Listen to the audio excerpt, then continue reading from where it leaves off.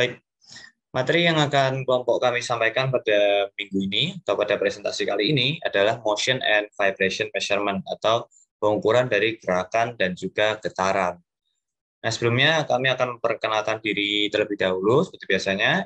Anggota kami terdiri dari Abel Razak, Agung Setiabudi, Arik Muhammad Rafi, Arianda Rahmat Mardika, dan Ben Ganindra. Baik, kita masuk ke materi yang pertama, yaitu pengukuran getaran. Nah, pengukuran parameter gerak dan getaran itu merupakan tahap penting yang harus dilakukan dalam banyak penerapan. Variabel yang diukur itu dapat berupa kecepatan, percepatan, ataupun amplitudo getaran. Nah, variabel-variabel tersebut dapat digunakan dalam memprediksi kegagalan pada bagian rawan suatu elemen mesin, atau mungkin juga untuk memainkan peran penting dalam analisis yang digunakan untuk mengurangi getaran struktur atau tingkat kebisingan. Nah, di sini kita dapat melihat sebuah metode pengukuran getaran ya dengan menggunakan suatu metode berbasis perubahan amplitudo atau amplitude displacement. Nah, di sini terdapat sebuah bidang miring yang ditempelkan pada sebuah dinding yang bergerak naik dan turun. Ya, di situ digambarkan vibration ya pada dinding dengan arah vertikal. Nah, pada gambar di kiri itu merupakan kondisi awal di mana dinding dalam keadaan stasioner atau tidak bergerak. Nah, pada uji coba di atas, dinding akan berosilasi dengan amplitudo A, dan amplitudo tersebut itu dirumuskan sehingga dapat dicari dengan menggunakan persamaan relasi antara amplitudo dengan jarak X ya, yaitu A atau amplitudo itu sama dengan X tan theta dibagi 2. Nah, akan tapi metode ini memiliki kekurangan, yaitu alat pengukur dengan menggunakan bidang miring tersebut memiliki keterbatasan, yaitu hanya mampu mengukur getaran dengan amplitudo lebih besar dari 0,8 mm. Jadi metode ini tidak bisa digunakan untuk mengukur getaran yang amplitudonya kurang dari 0,8 mm. Nah, maka dari itu, untuk mengukur getaran yang amplitudonya di bawah 0,8 mm diperlukan alat yang lebih presisi. Nah, alat tersebut dapat kita lihat pada gambar, yaitu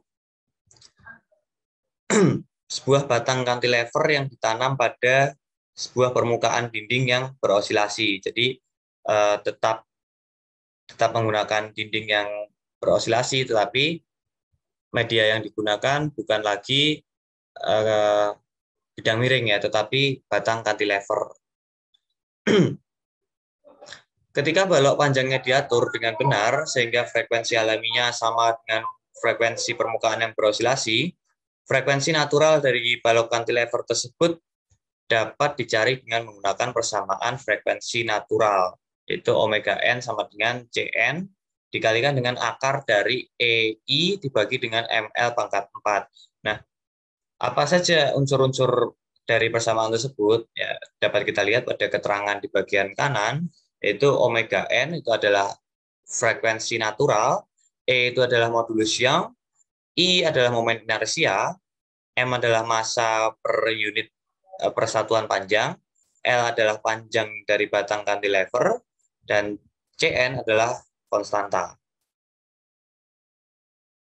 Principles of the seismic instrument atau prinsip instrumen seismik. Instrumen seismik adalah perangkat yang memiliki bentuk fungsional sistem. Skema instrumen tipikal ditunjukkan pada gambar di atas. Massa dihubungkan melalui pegas paralel dan pengaturan peredam kerangka rumah. Bingkai ini kemudian dihubungkan ke sumber getaran yang karakteristiknya akan diukur. Massa cenderung tetap pada posisi spasialnya, sehingga gerakan vibrasi dicatat sebagai perpindahan relatif antara massa dan rangka rumah. Perpindahan ini kemudian dirasakan dan ditunjukkan oleh transducer yang sesuai. Tentu saja, massa seismik tidak tetap benar-benar stabil, tetapi untuk rentang frekuensi yang dipilih, mungkin memberikan posisi referensi yang memuaskan. Instrumen seismik dapat digunakan untuk pengukuran perubahan atau percepatan dengan pemilihan kombinasi massa pegas dan peredam yang tepat. Secara umum, massa besar dan pegas lunak diinginkan untuk pengukuran perpindahan getaran. Sementara, massa yang relatif kecil dan pegas kaku digunakan untuk indikasi percepatan. Gambar di atas adalah untuk menunjukkan sistem mekanis yang akan dianalisis. Dengan menggunakan hukum kedua Newton tentang gerak, didapatkan M dikali D pangkat 2 dikali X2 per D dikali T pangkat 2 ditambah C dikali D X2 per DT ditambah K dikali X2 sama dengan C dikali DX1 per DT ditambah K dikali X1 sebagai persamaan 1, di mana diasumsikan bahwa gaya redaman sebanding dengan kecepatan. Diasumsi bahwa gerakan getaran harmonik terkesan pada instrumen sedemikian rupa sehingga X1 sama dengan X0 cos omega 1 dikali T sebagai persamaan 2, dan ingin mendapatkan ekspresi untuk perbedaan relatif X2 dikurang X1 dalam hal gerakan yang terkesan ini. Perpindahan relatif adalah yang dideteksi oleh transducer yang ditujukan pada gambar pertama. Menulis ulang persamaan 1 dan menggantikan persamaan 2 memberikan D pangkat 2 dikali X2 per DT pangkat 2 ditambah C per M dikali DX2 per DT ditambah K per M dikali X2 sama dengan X0 dikali dalam kurung K per M cos omega 1 dikali T dikurang C per M dikali omega 1 dikali sin omega 1 T sebagai persamaan 3. Solusi untuk persamaan 3 adalah X2 dikurang X1 sama dengan E pangkat min C per 2M dikali T. Dikali A cos omega T ditambah B sin omega T ditambah MX0 omega 1 pangkat 2 dikali cos dalam kurung omega 1 dikali T dikurang Pi per K dikurang M omega 1 pangkat 2 ditambah C pangkat 2 omega 1 pangkat 2 per omega 1 pangkat 1 per 2 sebagai persamaan 4, di mana frekuensi diberikan oleh omega sama dengan K per M dikurang C per 2M pangkat 2 pangkat setengah.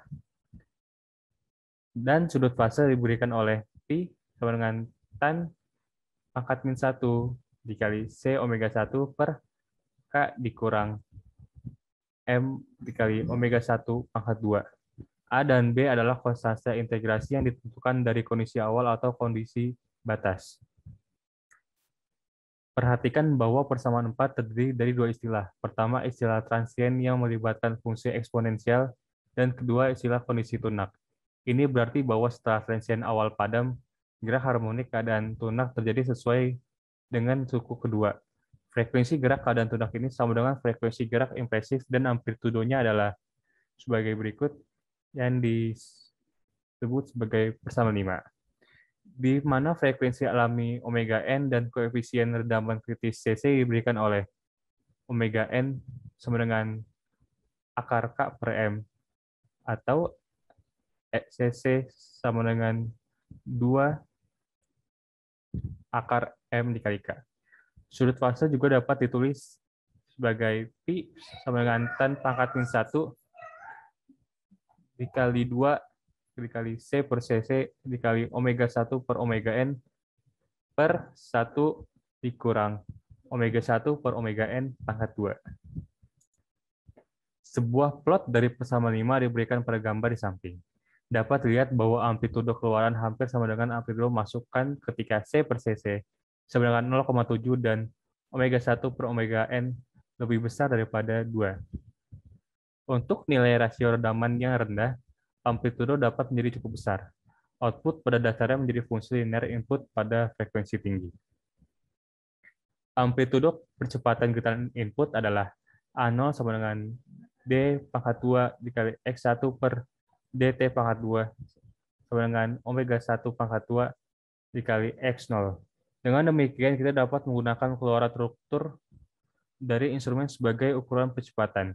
Namun, ada masalah yang terkait dengan aplikasi ini. Dalam persamaan 5, istilah dalam kurung adalah yang mengatur linearitas dari respons percepatan sejak omega n akan tetap untuk instrumen yang diberikan. Gambar respons percepatan instrumen seismik ke input harmonik frekuensi sebagai berikut.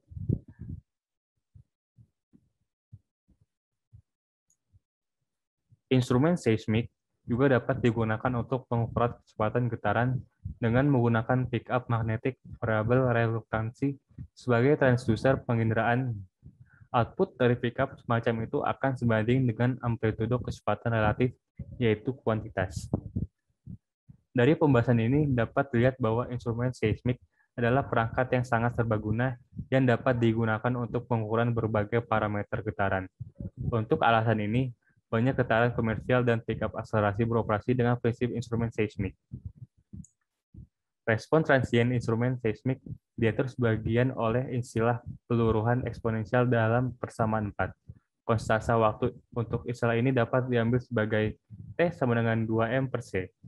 Atau dalam hal frekuensi alami dan rasio redaman kritis adalah T sama dengan 1 per omega n dikali dalam kurung C per Cc. Respon transient spesifik dari sistem instrumen seismik juga merupakan fungsi dari jenis sinyal input, yaitu apakah fungsi langkah, fungsi harmonik, fungsi rem, dan lain-lain. Oleh karena itu, linearitas transducer getaran dipengaruhi oleh persyaratan rasio frekuensi yang diperlukan untuk memberikan respon linear seperti yang ditunjukkan oleh pesan 4 dan 5. Desain transducer untuk karakteristik respons tertentu harus melibatkan kompromi antara dua efek ini. Dikombinasikan dengan pertimbangan sensitivitas transducer, penginderaan perpindahan, dan karakteristik respons transiensinya.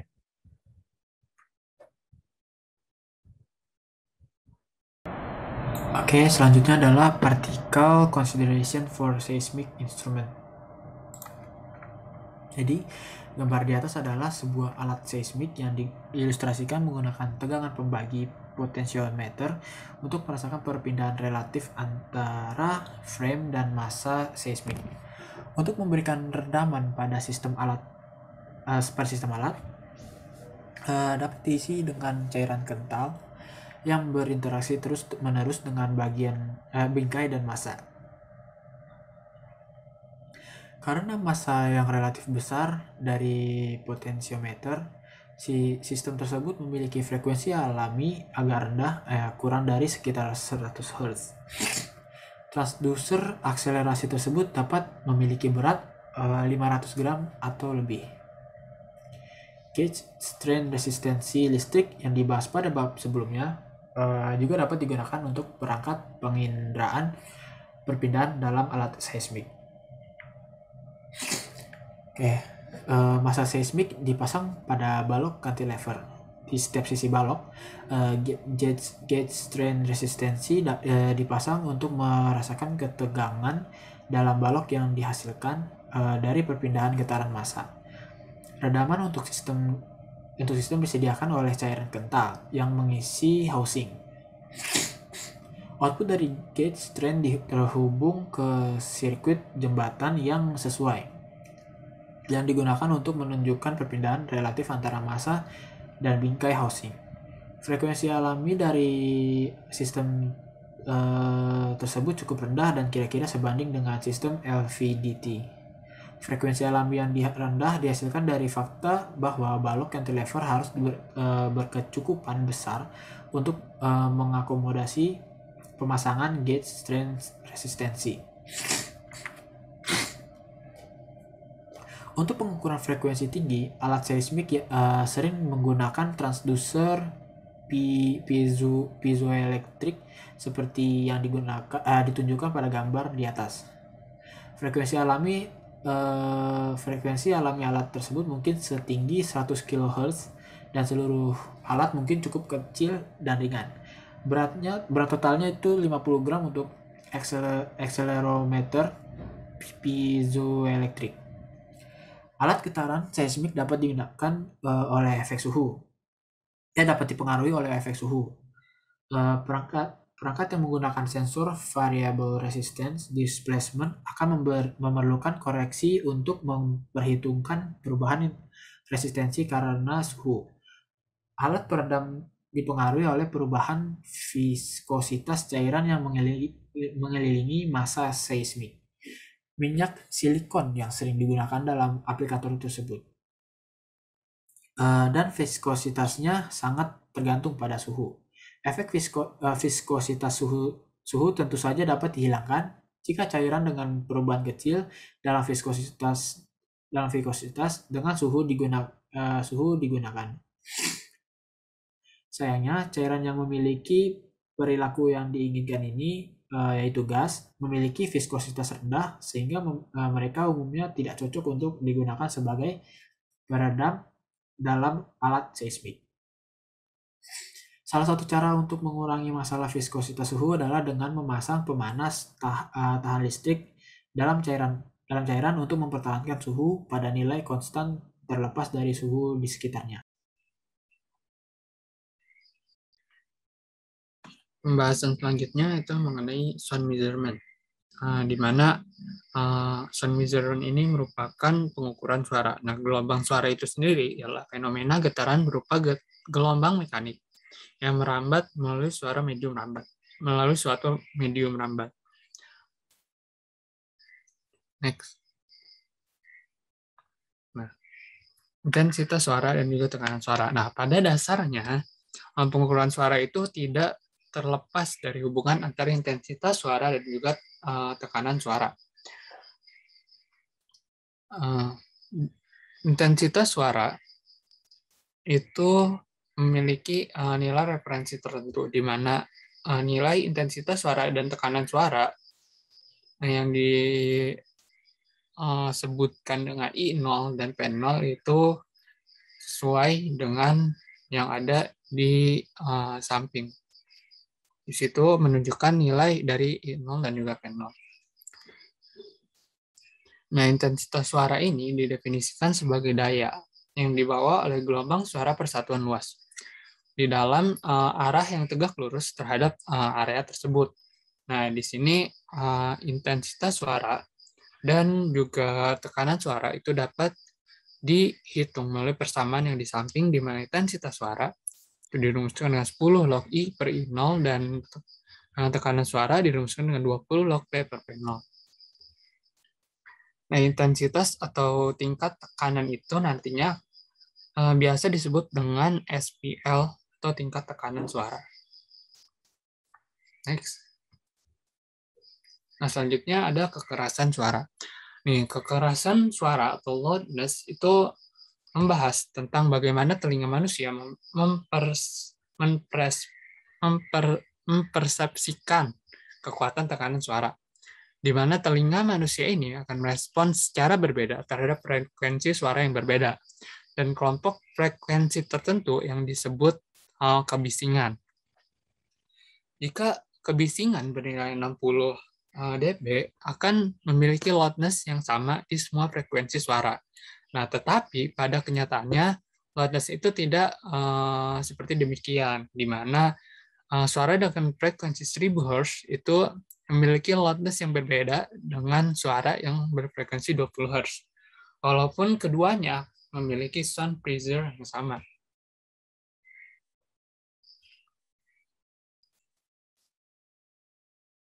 Next. Selanjutnya akan membahas mengenai mikrofon. Pengaturan tingkat suara itu dilakukan dalam beberapa jenis mikrofon yang dianggap sebagai jenis instrumen getaran seismik. Output dari listrik mikrofon sebanding dengan tingkat tekanan suara yang dapat digunakan untuk menghitung intensitas suara. Amplifier daya yang sesuai, dan pengukuran pembacaan atau perekam itu menunjukkan tingkat suara. Secara umum, mikrofon harus dikalibrasi di fasilitas pengujian dengan sumber frekuensi dan intensitas yang diketahui. Nah, karakteristik dari mikrofon ini telah ditunjukkan pada tabel yang ada di sini. Di mana terdapat 5 mekanisme yang berbeda. Ada elektrodinamik, ada elektrostatik, piezoelektrik, magnetostriktif, dan rebound microphone. Nah, lalu piezoelektrik ini dibagi lagi menjadi 4, yaitu ada rockel, ADB kristal, quartz, dan barium titanate. Di mana setiap mekanisme ini memiliki frekuensi range yang berbeda dan hal-hal lainnya dapat dilihat pada tabel.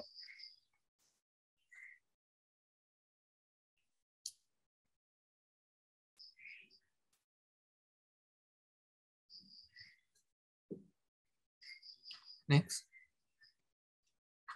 Selanjutnya, traveling plane waves.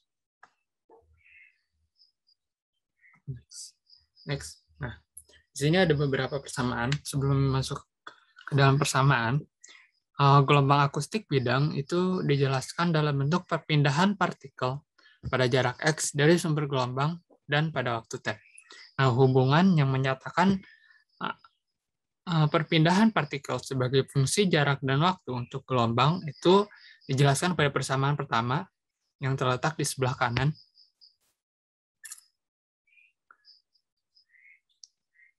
Nah, di mana saat seorang pengamat terletak pada jarak X dari sumber gelombang bidang akan mengalami variasi periodik perpindahan dengan kecepatan partikel. Nah, pengamat lain yang terletak pada jarak X2 dari sumber akan mengalami gerakan periodik relatif yang persis sama. Namun waktu mutlak terjadinya di titik maksimum dan minimum dalam gerak akan bergantung pada jarak X2 dan juga X1-nya. Serta kecepatan dari gelombang C. Amplitude gerakan osilasi yang berkurang dengan jarak di sumber gelombang karena disipasi kental dalam fluida. Nah, gelombang bidang dijelaskan pada persamaan yang di atas yang disebut gelombang berjalan karena perpindahan partikel bergantung pada waktu dan jarak dari sumber gelombang. Selanjutnya ada persamaan yang kedua, itu yang di sebelah kiri di paling atas. Nah, di situ fluktuasi tekanan karena lewatnya gelombang suara bidang itu dijelaskan dalam bentuk amplitude perpindahan partikel melalui hubungan persamaan tersebut. Persamaan yang pertama. Persamaan yang kedua maksudnya. Lalu untuk selanjutnya di persamaan ketiga itu persamaan yang beta sama dengan min V per dP per dV. Nah, di mana ini merupakan modulus curah adiabatik dari fluida.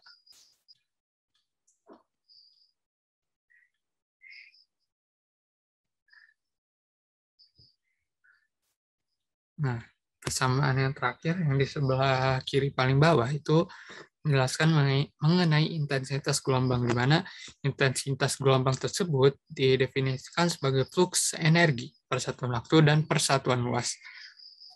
Adapun beberapa ekspresi ekuivalen dari intensitas gelombang lempeng itu diberikan pada persamaan tersebut.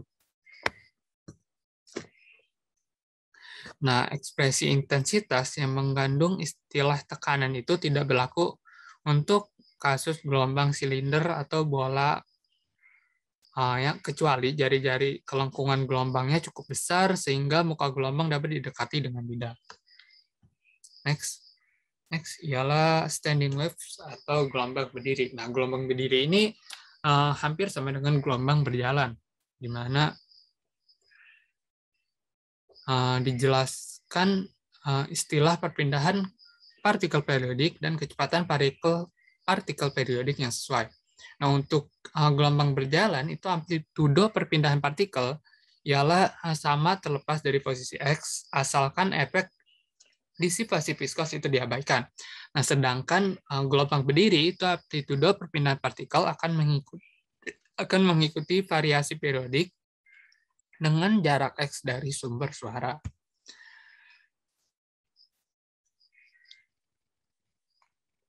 pada panjang gelombang seperempat, amplitude akan menjadi 0, dan pada panjang gelombang seperempat ganjil amplitude perpindahan partikel akan mencapai nilai maksimumnya. Akibatnya, istilah dari gelombang berdiri ini sendiri itu berasal dari amplitude perpindahan partikel yang memiliki variasi periodik yang tidak bergantung pada waktu. Lalu gerakan partikel dalam gelombang berdiri ini atau standing waves itu didefinisikan dengan persamaan yang ada di bawah, yang menjelaskan mengenai gelombang berdiri. Untuk materi selanjutnya akan dijelaskan oleh teman saya.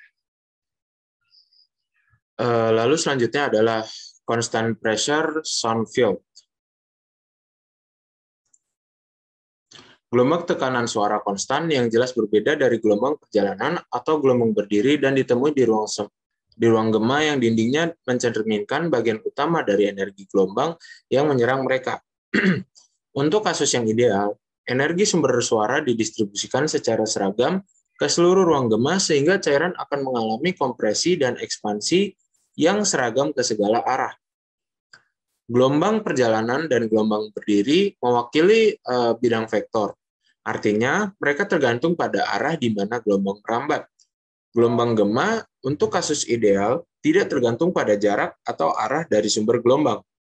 Oleh karena itu, mereka mewakili bidang skalar.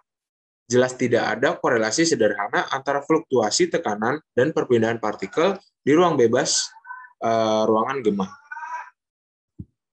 Lalu selanjutnya adalah psychoacoustic factors. Skala tekanan suara untuk sumber suara khas ditentukan pada gambar di sebelah kanan ini. Mulai dari ambang pendengaran hingga suara intensif mesin roket respon nonlinear telinga telah ditentukan. Sehingga kurva Fletcher-Munson untuk kenyaringan yang sama ditunjukkan pada gambar grafik di samping kiri ini. Menurut kurva ini, telinga jauh lebih sensitif terhadap frekuensi tengah daripada frekuensi rendah atau tinggi. Lalu selanjutnya adalah measurement system atau sistem pengukuran. Sistem pengukuran yang ditampilkan pada gambar 11.13, mikrofon digunakan untuk merasakan gelombang suara. Sebelum pengukuran dimulai, kalibrasi akustik ditempatkan di atas mikrofon untuk melakukan kalibrasi. Rator kalibrasi terdiri dari rongga khusus untuk mikrofon tertentu dan transducer yang akan menghasilkan tingkat tekanan suara yang diketahui di dalam rongga untuk input tegangan mengemudi yang diberikan.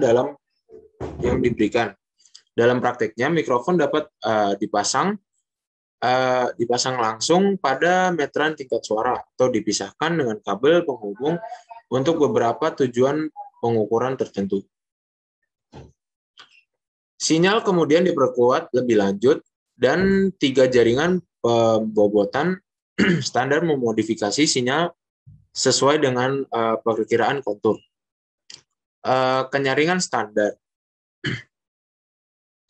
Karakteristik frekuensi respon dari jaringan ini terdapat dalam gambar 11.15 atau yang ada di bawah kanan ini. Skala A mendekati kontur 40 pon dan digunakan untuk tingkat di bawah 55 desibel. Skala B mendekati kontur 70 pon dan digunakan untuk tingkat antara 55 dan 85 desibel. Akhirnya, skala C digunakan di atas 85 desibel dan memberikan kurva respon yang cukup flat. Output dari jaringan pembobotan baik diamati pada meteran dicatat dengan beberapa jenis perangkat digital eksternal. Memeriksa kurva A yang kita temukan bahwa itu melemahkan sinyal sekitar 54 desibel pada 20 Hz, yang berarti sesuai dengan dorongan 54 desibel yang dibutuhkan dalam kurva 40 pon atau 94 sampai 40 desibel, menyebabkan sinyal 20 Hz terdengar sekeras sinyal 1000 Hz. Perilaku serupa terbukti untuk kurva B dalam mendekati kurva 55 pon. Lalu selanjutnya adalah acoustic properties of materials. Salah satu tujuan penting dari pengukuran akustik adalah spesifikasi sifat penyerapan suara bahan, koefisien penyerapan suara U didefinisikan oleh energi suara, yaitu alfa sama dengan energi suara diserap per insiden energi suara di permukaan. Koefisien penyerapan sangat bergantung pada frekuensi dan dipengaruhi oleh faktor-faktor seperti ketebalan material, kekuatan material, dan lain sebagainya. Gambar grafik di atas menggambarkan ketergantungan frekuensi untuk bahan penyerap suara berpori yang khas. Bahan ini jelas paling efektif dalam menyerap bidang suara pada frekuensi menengah dan tinggi. Sementara itu, bahan kaku adalah penyerap suara yang buruk karena mereka memiliki kemampuan untuk bergetar dan mengirimkan suara. Lalu selanjutnya adalah noise reduction coefficient. Karena karakteristik penyerapan suara bahan sangat bergantung pada frekuensi, beberapa parameter rata-rata harus dipilih. Ditunjukkan pada gambar grafik di atas, koefisien pengurangan kebisingan atau NRC didefinisikan sebagai NRC sama dengan sigma koefisien penyerapan suara bahan pada 250, 500, 1000, dan 2000 Hz per 4. Dengan demikian, NRC dapat ditunjukkan dengan mengukur koefisien penyerapan pada 4 frekuensi uji dan dengan mengambil rata-rata aritmatika. Sekian presentasi dari kelompok kami, kurang lebihnya mohon maaf. Wassalamualaikum warahmatullahi wabarakatuh.